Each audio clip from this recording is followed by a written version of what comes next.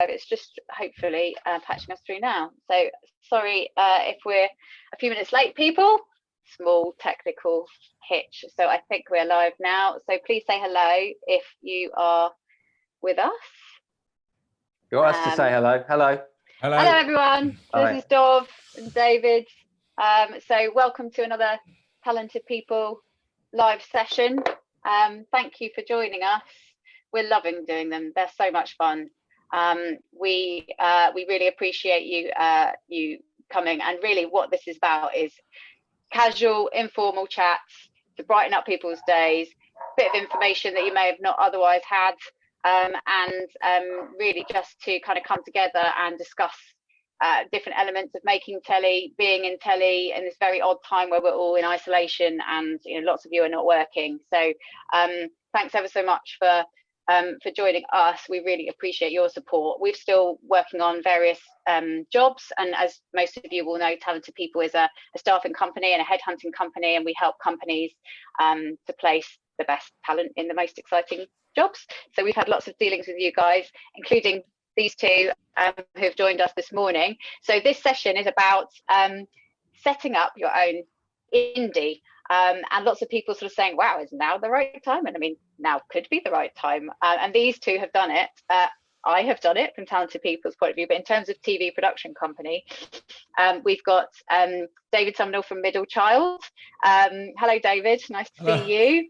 We've worked with David lots of times, and they make, David was a director before setting up his own company a few years back now. It was in 2013. We set it up slightly before that, but 2013 was when we started concentrating on it properly. Yeah, and MiddleChild, if you don't know them, you should look them up. They make really great, uplifting, wonderful series, many of them about animals, about the RSPCA, dog rescuers, but also other things that are obstocks like Fair Dodgers for Channel 5 and lots more in between, and some history and archive stuff too.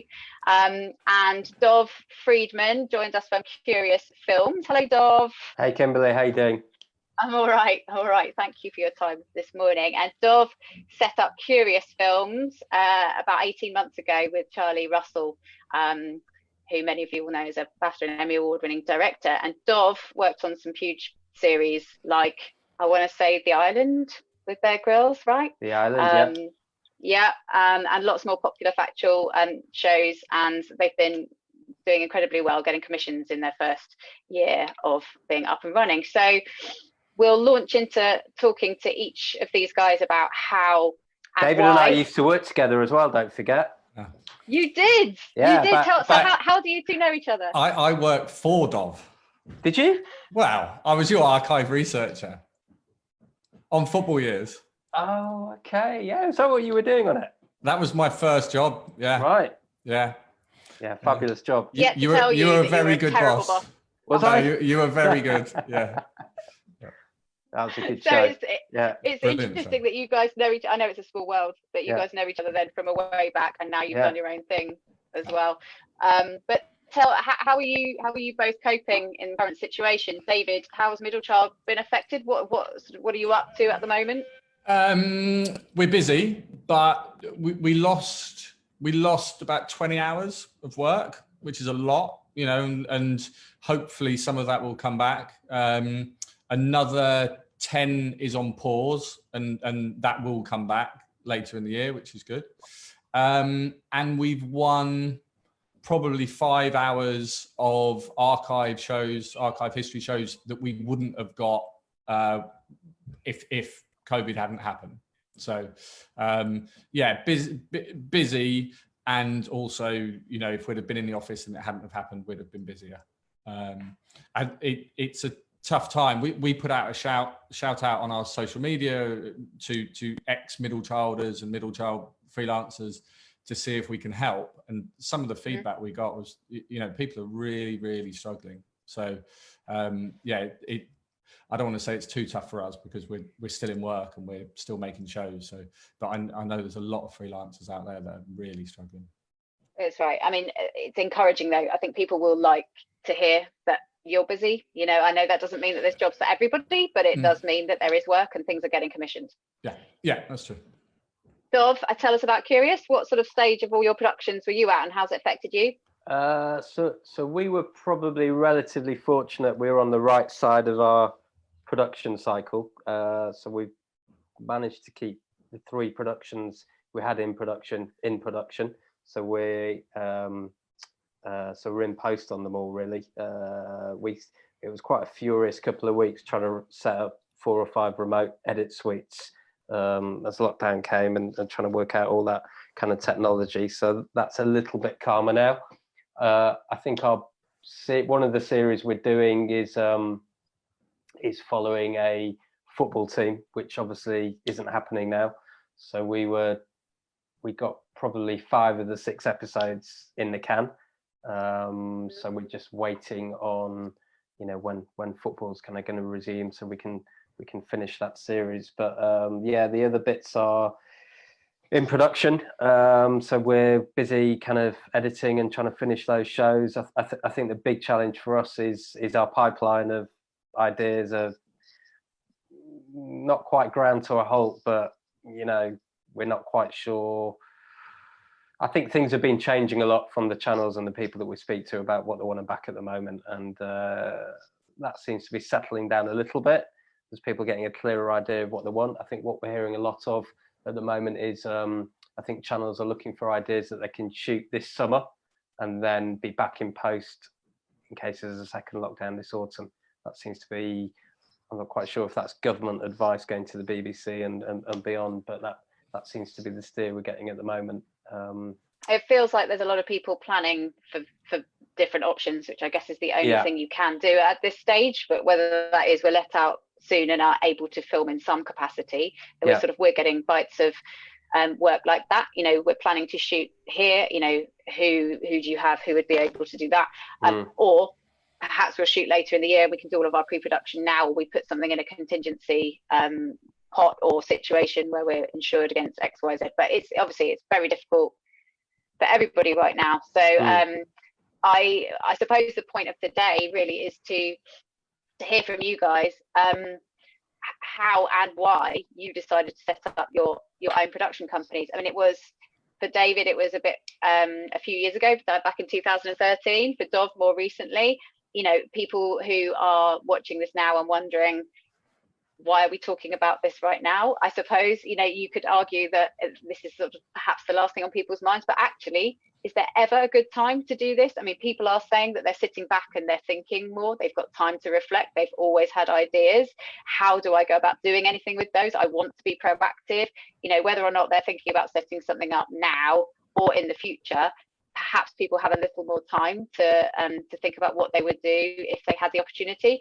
So, David, tell us the story of the birth of MiddleChild. What was your situation before MiddleChild, and why did you decide to set up your own company on your own?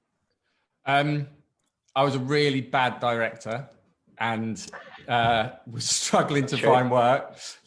And I always had ideas, a bit like that. So even when I was at the production companies, even when I was working at places, I think you don't have to stop what you're doing to set up your company. And that, so I was working or trying to work as a director, and it was getting tougher and tougher. And I always had ideas, exactly like you say. And actually, I think Dov was probably there. We were at a Broadcast Fives football tournament, and Andy McKenzie, who I knew from a previous production company that we were at, was at Channel 4. And this is well before 2013. And I said, we've got some ideas. Can I pitch them to you? And he said, yeah. And we carried on talking. And a few years later, they had a small fund. They had £10,000 fund for startups. And I got that from Channel 4. And that was the start of MiddleChild. And then a few years later, we got the Dog Rescuers from Channel 5. But initially, it was just, I had ideas and I wanted to pitch them and I wanted to make them. And but had you had any of that experience before? You said you were a director, so had you worked in development? Did you have relationships with commissioners already? Yeah, bit not with. I was at a smaller indie, and we actually got a bit of work. We actually got a bit of work from Andy at Channel 4, an animal program, which is where I got the made first contact with the RSPCA. Yeah, so I wasn't an award-winning director. I wasn't an ex-commissioner. I didn't have, backing from big investment apart from the £10,000 from Channel 4, which didn't go anywhere. There was a commissioning freeze that year, so for Channel 4, and nothing got commissioned, or for the 6 months. So yeah, it was really, really naive, and it was I think because we'd got a few things away at the smaller production company, I thought, if I can do it here, I can do it by myself. And then 2 years of nothing and really, really hard. When you go into a broadcaster and you've got nothing, so what have you made as MiddleChild, and you've got nothing, and you can't say. I mean, how did you even get in the door? I know people will be interested in that. You can get in the door. One of the biggest things that I'd say, if you want to set up an indie in the factual doc space that we're in, access. If you've got access to something that the broadcaster wants and they can't get it from anybody else, one of their preferred suppliers, then you get your foot in the door. And that's what we did with the RSPCA. I don't think people would have spoken to us, if I just said, can I have a coffee, or can I come in for a meeting? But there was an idea that they knew would work for their channel, and they were interested in it. And I kind of forced MiddleChild's way into doing that. So yeah, if you can get access to something that broadcasters want, then they'll find a way to commission it, I think. Did you have any awful moments in commissioner meetings? I can only imagine going in with nothing behind you, like you say, and pitching for your life, and then having various mixed responses. Some commissioners were awful, like really, really awful, but maybe that's because I shouldn't have been there. And I wasn't, and they were used to dealing with people that really deserved it, and I was chancing my arm. And they saw through that, and they were terrible. But every one of those horrible meetings, you then go, right, I won't make that mistake again, or I'll be prepped, or I'll make sure that I know what was on last night, what they put out, what that commissioner commissioned, what do that kind of due diligence, because when you get found out, it can be really, really, really lonely. So you had no funding. Well, you had the 10 grand. And that was actually well before. That's what helped set up MiddleChild as an entity. But actually, that was well gone by the time we went into Channel 5 when Ben took over in 2013. But in terms of what you had, you didn't have anything else. You had what? Laptop, notepad. So at the time, we'd moved. I was pitching from my bedroom, essentially, and initial idea went to Steve Gowans when he was at 5, pre Ben Frau joining. Steve passed it on to Greg Barnett, and it went a bit quiet. Then Ben joined, and then we got back in contact with Greg. And actually, by then, I'd taken on Paul Goodliff, who was Paul from it was great. Black belt Paul. We took it to Greg, and almost like the rest is history, because 5 loved the idea and then developed it, but then commissioned it in volume as well. So we've made you're talking about the dog rescuers, right? Yeah, but even that was hard work. I mean, we'd shot quite a bit of stuff with the RSPCA, and we had a few dog stories. So they initially Greg asked us to cut together a short taster, 5 minutes, proof of concept kind of thing, which we did. And then there was still, is it going to work? Is it not going to work? And I remember a really, really good editor friend of mine called Dave Moon, who was working with us, who's now I think he's like lead editor on Gogglebox and stuff, and we can't afford him anymore.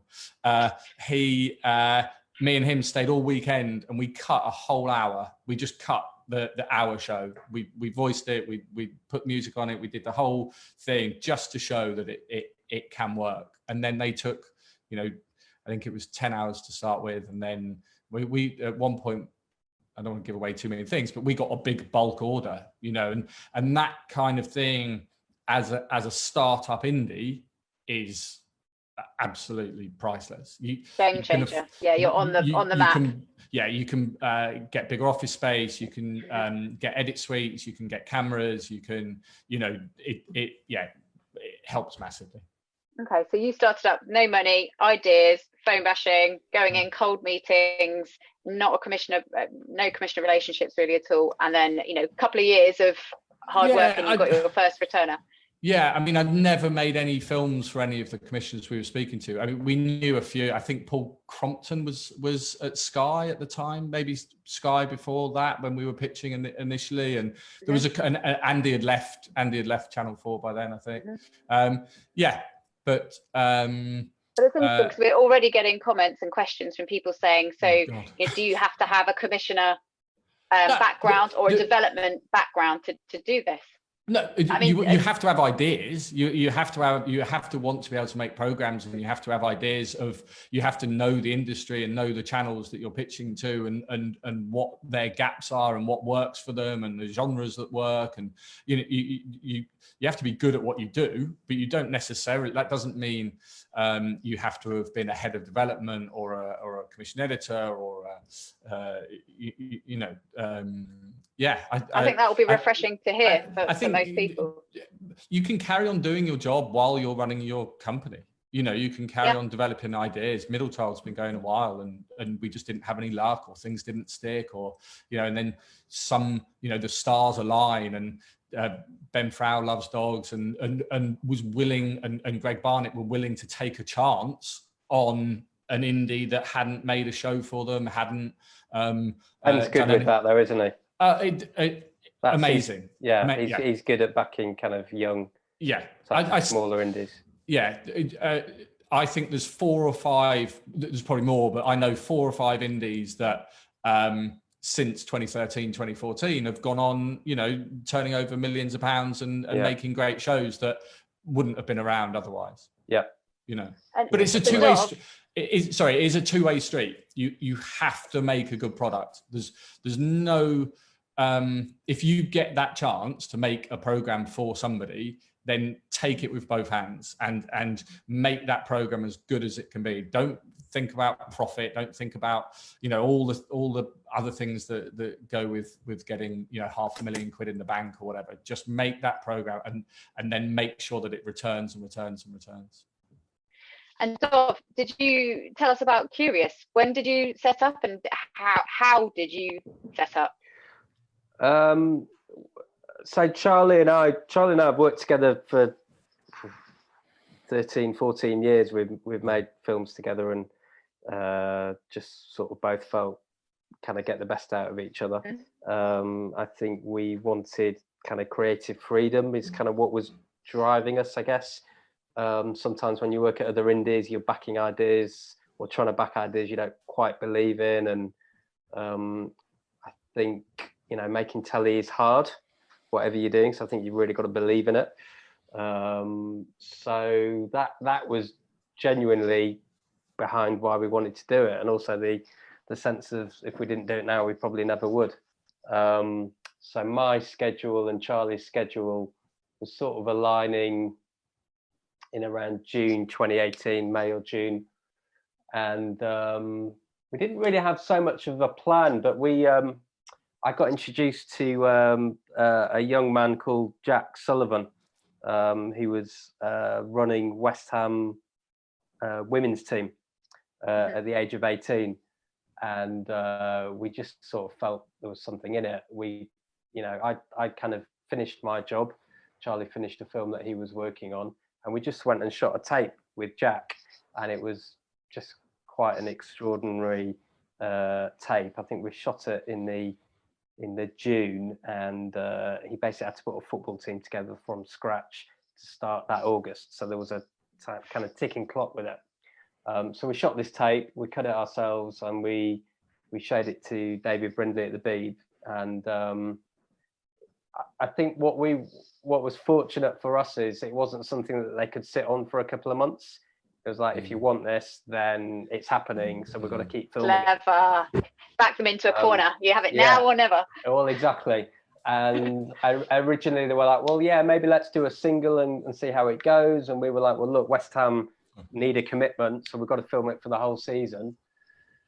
So then they turned around to us and said, okay, well, we want to experiment. We've been looking for a project to experiment where we could do a monthly drop.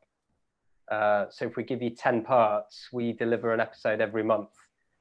And we were like, yeah, sure, why not? We were probably thinking about it. So yeah, I guess 2 months into setting up, we had a sort of 10-part series on our hands, but we didn't have an office. We didn't have anything. We had my laptop and Charlie's camera. So quite quickly we had to kind of make quite a lot of decisions and put a company together very quickly whilst making it. I mean, that taster tape essentially is the first episode of that series. We just kind of kept filming it until we could sort of hire people and sort of hand it over to them. And we did a monthly drop for our first show. So we were probably up and running properly in production in September, and we had our first show on air at the end of that month. That's pretty quite crazy. It was sort of live. It was kind of live access. So we were having to show the club the episode every month as it was going out, which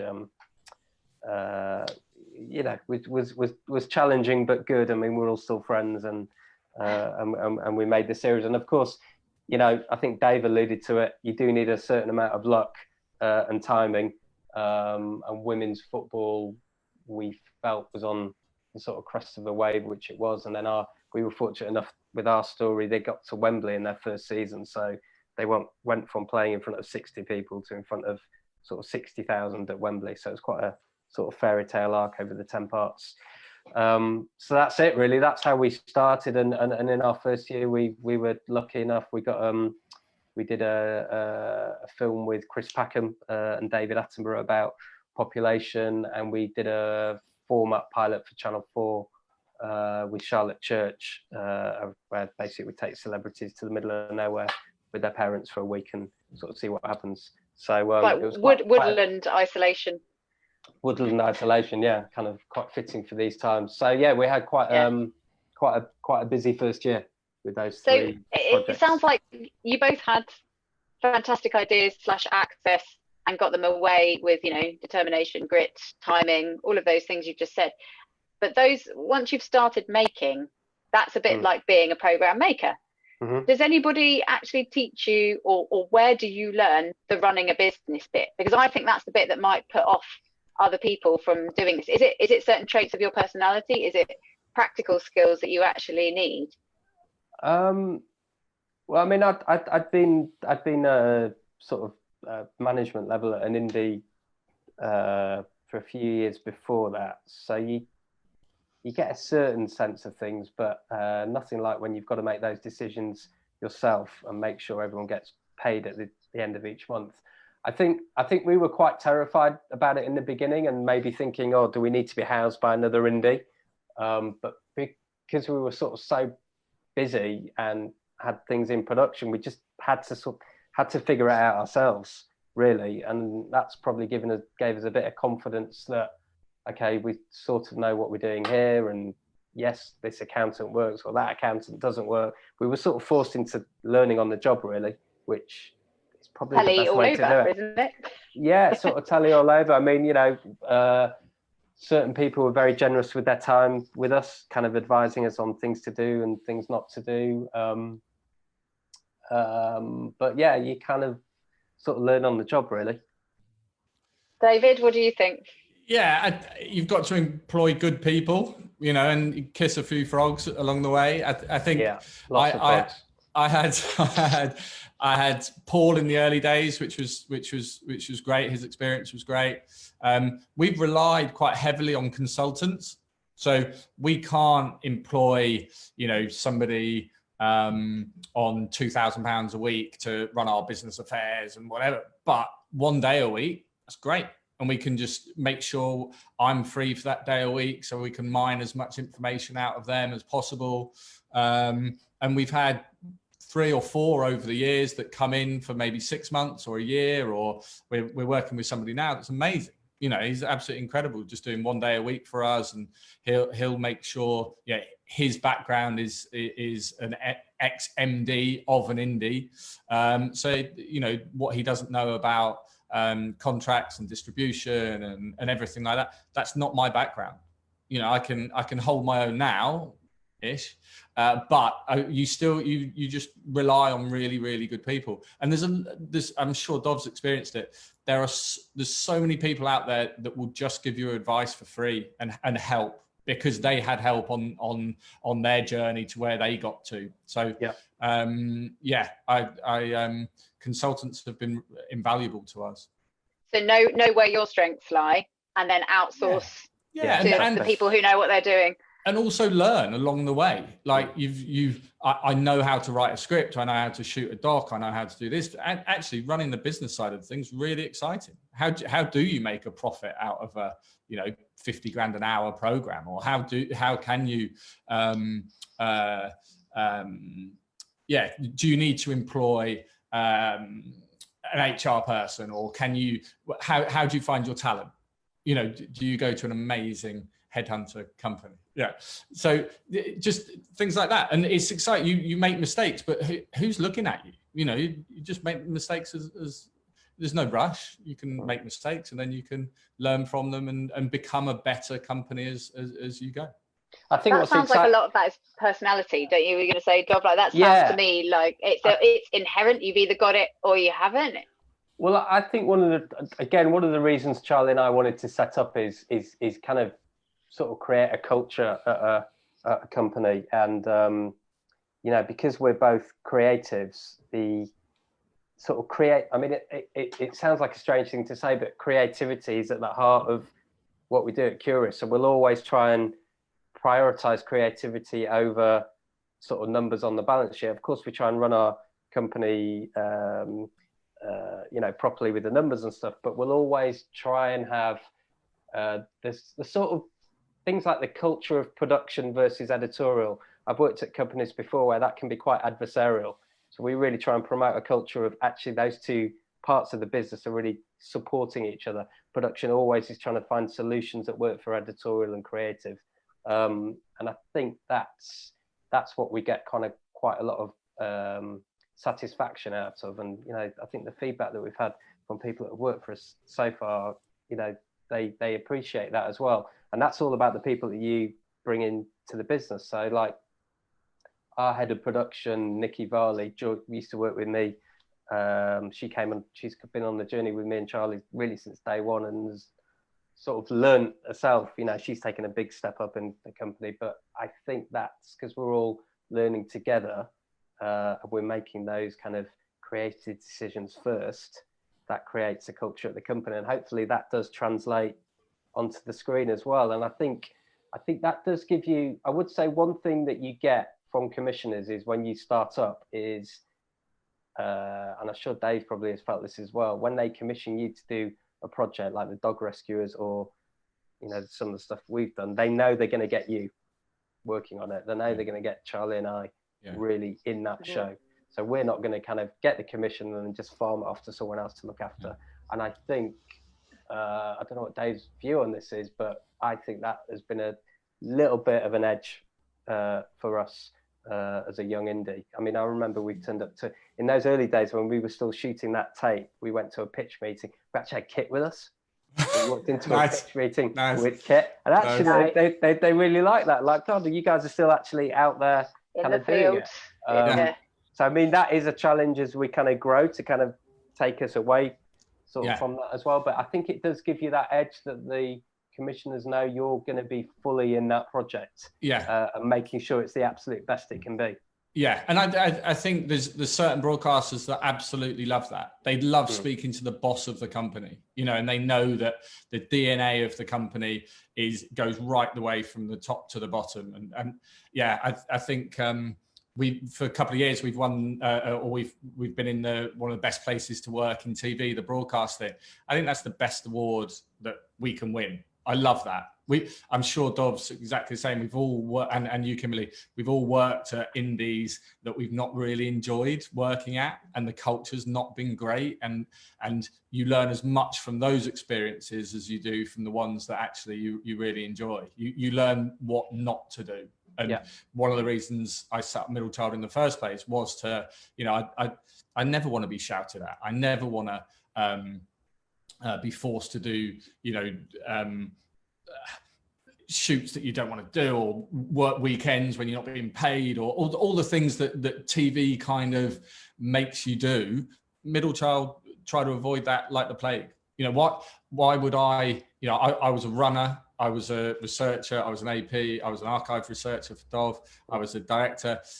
I know all the roles that have been there apart from the production management side. I'm never going to put someone through something that I've not done myself, And I think it's liberating, isn't it? And like you say, it's like your whole career, and speaking from, Rosie and I setting up Talented People together, your whole career kind of teaches you things that you either don't want to do in your own company, or that you do want to do more of in your own company. And I think that can, if you have the right attitude, then it can only be a good thing, like you say. And if you are transparent and open and honest, and you pick yourself up and carry on, then it's that sort of mindset that creates success.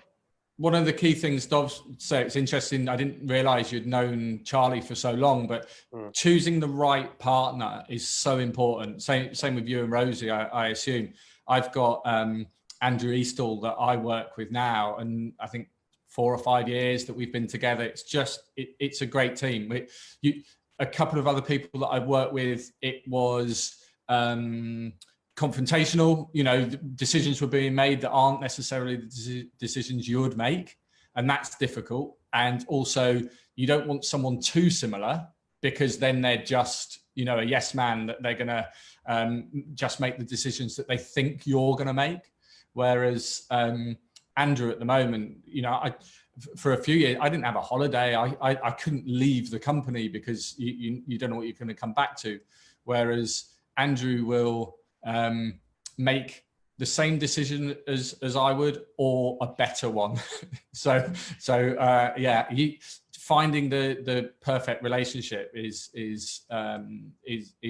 tricky, but once you've got it, it's absolutely invaluable.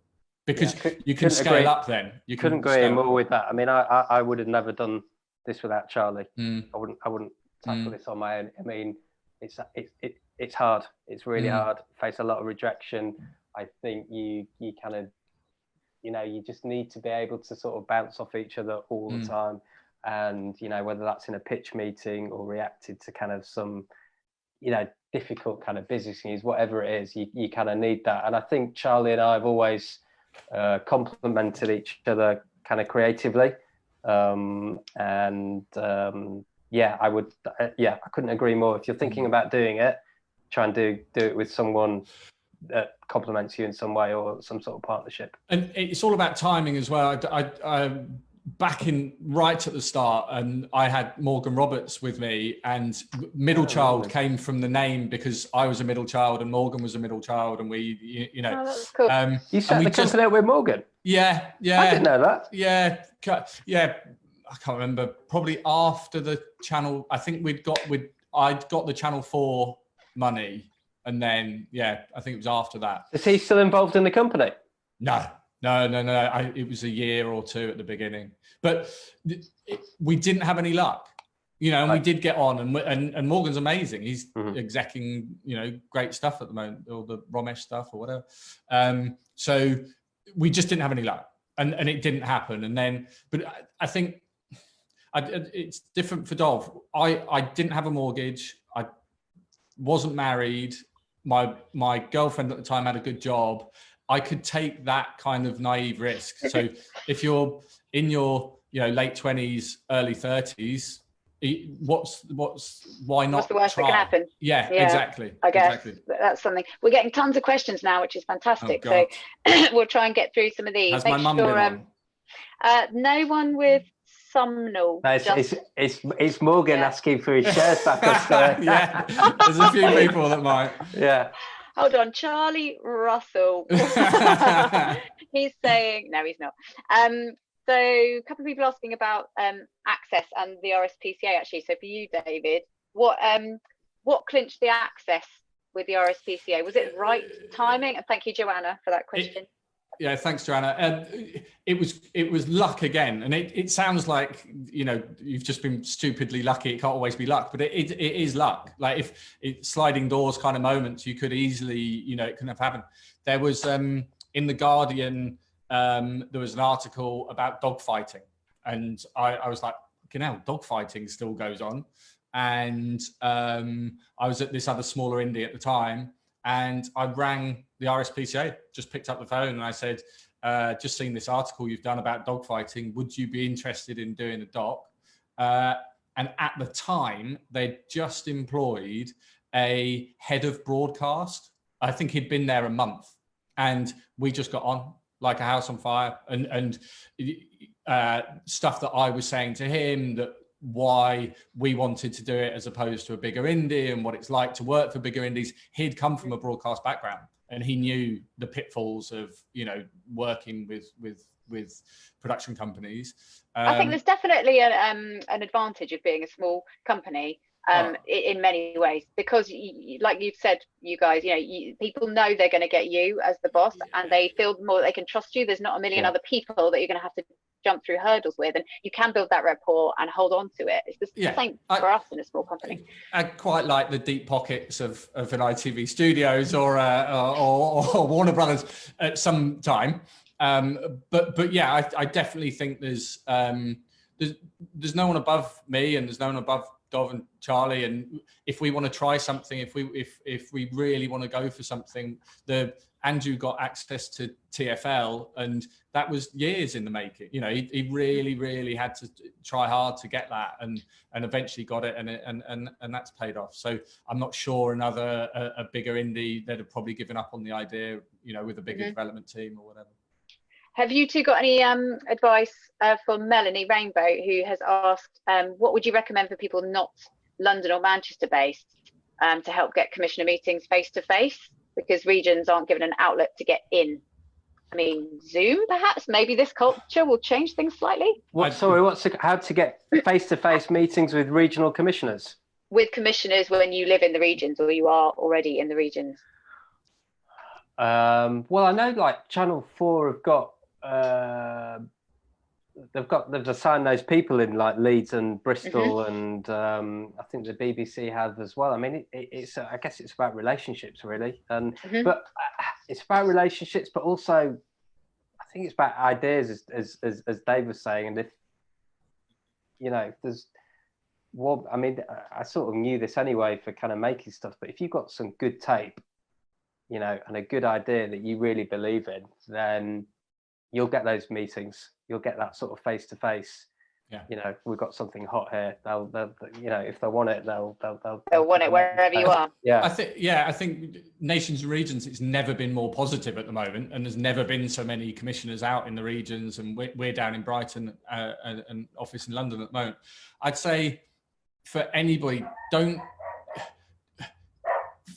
you're going to win work if you believe in the project and you put your neck on the line for the project to go and do it. No one paid you, I guess, Dov, to go and do the first shoot with West Ham. Around the same time as Dog Rescuers, I came across an amazing story of this bear up in Scotland, and me and my girlfriend, we had no money. It was too good an opportunity not to do. So, you know, like I've said many times before, I sold our car and paid for the development of the project from the car. Great pitch story. Well, but no, why wouldn't you? Yeah, why wouldn't you? Like, if you want a career in TV and you want to set up an indie and you want to be successful, why wouldn't you put everything on the line to do it? If you're worried about, you know, how do I get to London, or will they take meetings or whatever, so I went up to Scotland for a week, shot this amazing taster with this amazing family, and the bear was dead, but it was amazing. And Simon Rakes at Channel 5 picked up the phone and said, you had me in the first 30 seconds of the taster. Yeah, that's amazing. But I think if you're not willing to do that, then somebody next to you will. Yeah, totally. And you know, again, it's the same with that tape we did on Bossy. It was only like 90 seconds, but it was just this, you know, it was just quite a box office character in this unbelievable scenario where it's like, oh, just tell me more. Yeah. You just want to get a commissioner in a situation where he's asking questions, or they're asking questions.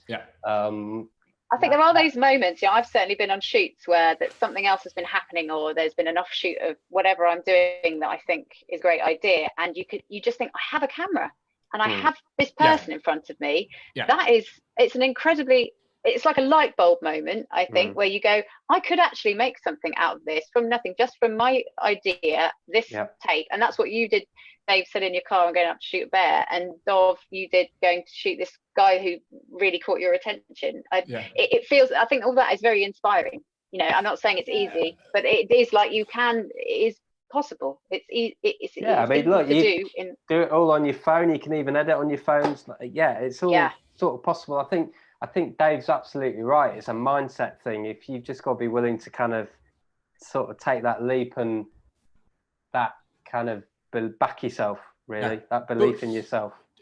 We still do it now. You know, it doesn't change. It's not about setting it up. It's just about as a company, we don't actually pitch that much. We don't have a single routine meeting with any broadcasters.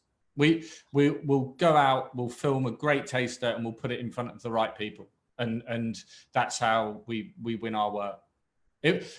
I know there are some indies where they go out and have long lunches over bottles of wine and come up with amazing ideas and stuff. We've never had that relationship. I'd love that relationship, but it's not how MiddleChild was formed. It's not my background. I feel much more comfortable with going, everything on our slate should be on television and could be commissioned, whether it happens now or later. That's by the by.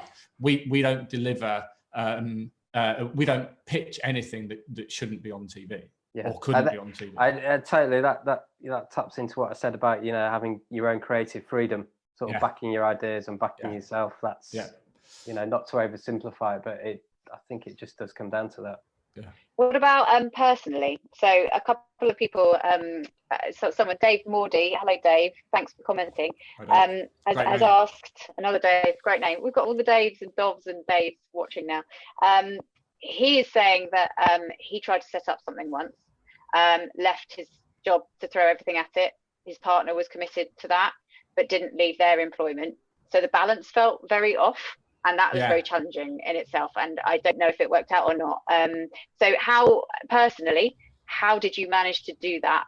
And did you have support from a partner or not? I don't know your setup, Dov. Are you 50-50? Can you say? What with me and Charlie? Yeah, we are. But in terms of actually setting up and you know, needing to take that leap of faith and not have a salary for a while. Oh, you mean in the sort of home life? Yeah. Well, in my situation, I'd been, I mean, look, I looked at it. My wife's in sort of employment. I looked at it and thought, well, look, I think Charlie and I looked at it, so let's give it 6-9 months, see how it goes. Not taking a salary, we could probably afford that. And we sort of went from there, and we were fortunate enough that by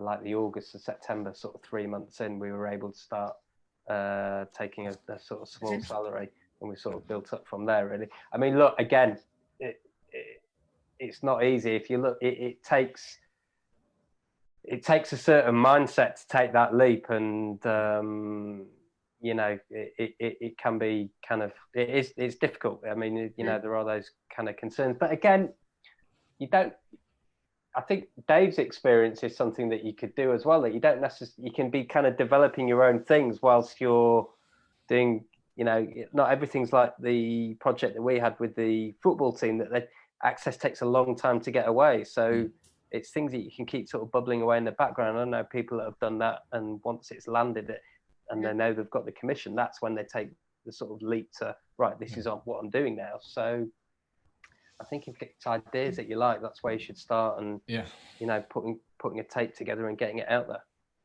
Kaz funded my girlfriend is now my wife. Luckily, she didn't run off. Worked out all right then. She we'd got together at uni. We've been together 20 years now, so she kind of knew. She had no expectations on me having any kind of success or whatever.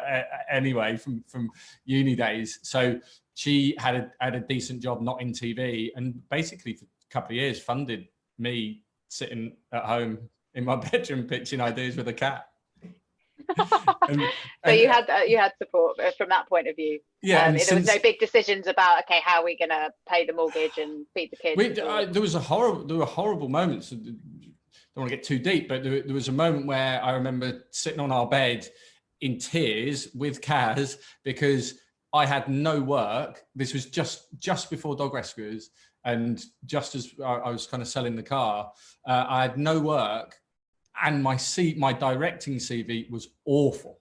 Like I couldn't go back to work as a director because I was unemployable. There was so many better people than me for every single job out there, and I used to be a landscape gardener pre TV, and I was seriously considering just going back to doing that, which I loved and still love. So there was really, really dark moments where you kind of go, I've boxed myself into a corner here. If it doesn't work, there would have been no MiddleChild, but people would have had very tidy gardens in, beautiful landscape lawns, and Well, if anyone needs their garden doing, I'm for hire. Gun for hire. We've probably only got sort of 5 minutes left, so I'm going to take a couple of quick other questions. People are asking about culture, and because we've referenced that a fair amount, I think that's a very good point. And I know from having worked with you both that culture is very important and key in both of your companies and in how you believe things. And Dave, we were talking about that the other day, that actually it's almost a calling card for your business.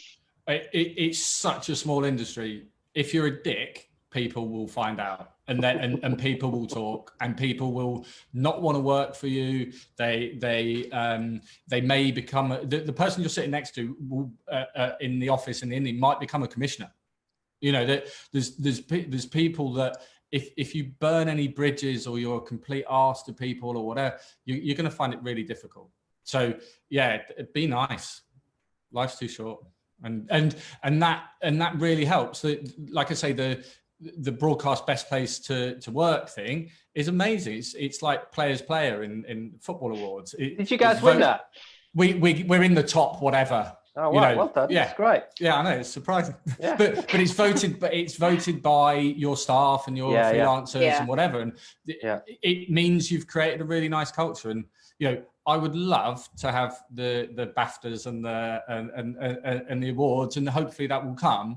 But to have a company where people are happy to come to work, people are confident to be able to say, look, I need to take a day off to do this, or can I come in late because I've got kids, or can I do, you know, all the things that we kind of do. We don't pay big rates. You know, we're not making, you know, 9 o'clock specialist factual, you know, big rate shows. So we need to be able to attract people in different ways.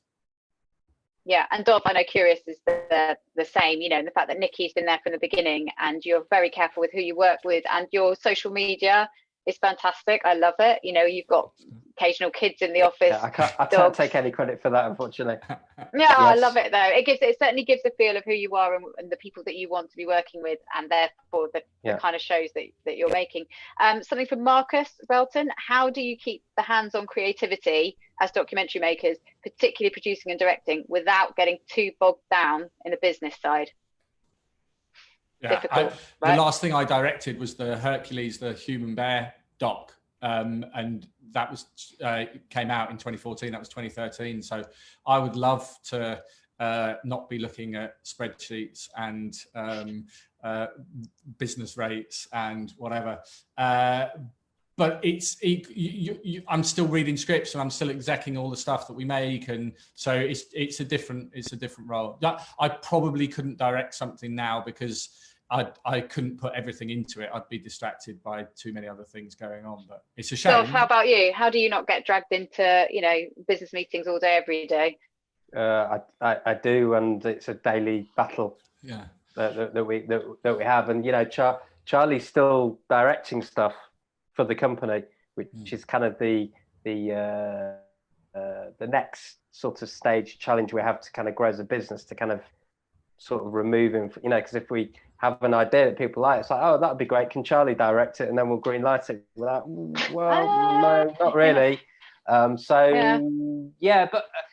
But I think that also taps into culture, because we like to keep quite like everyone in our office kind of knows what's going on with every sort of production in a sort of healthy way. We don't try and kind of hide anything, and I think it's just I think some of the feedback we've had from people that have worked for us, that they like that openness and knowing what's kind of going on in the business as well.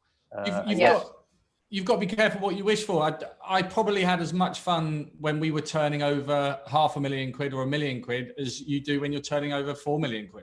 Like you that's the really nice thing about setting up an indie. It's that you can, I pay myself the same. It doesn't matter about the turnover necessarily. I think there's no rush in. There's always this thing. I'm going to set up an indie, and then in 5 years we're going to sell, and there's got to be this exponential growth every year. And why? It feels like if you read broadcast too much, it feels like you have to do that. Actually, why?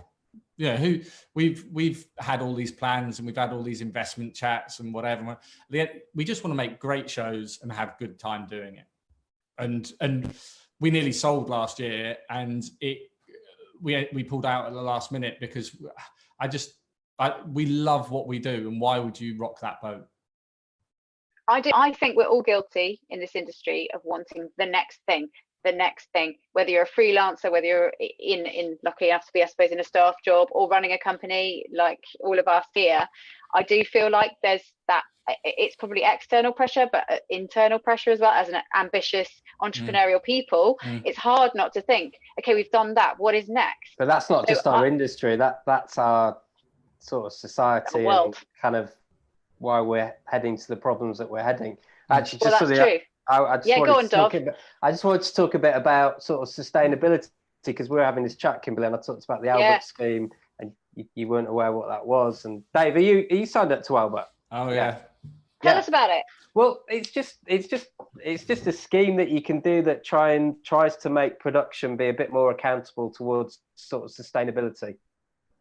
And we took that decision from the off, and it's kind of little things that you can do on your productions to do that. So whether it's like offsetting flights that we did on our population film, we were in Brazil and Nigeria, so we offset those flights.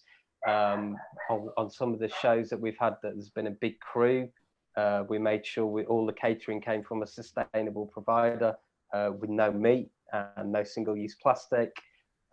It's things like all our post is done at Splice Post, who all their energy is renewable, 100% energy. So I think we were just talking the other day, Kimberly, about positives that can come out from this. And there is no doubt that the space we're in now is a kind of climate change issue.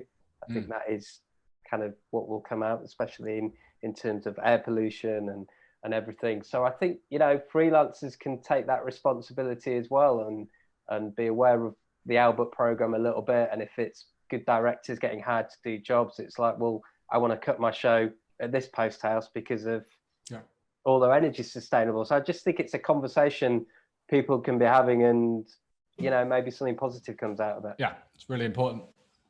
I think it's something also that it makes you, and it also it immediately tells commissioners, freelancers, everybody, the kind of people that you are and the sort of company that you are to be signed up to something like that. Yeah. If anyone wants any more information about things, that feel free to email me.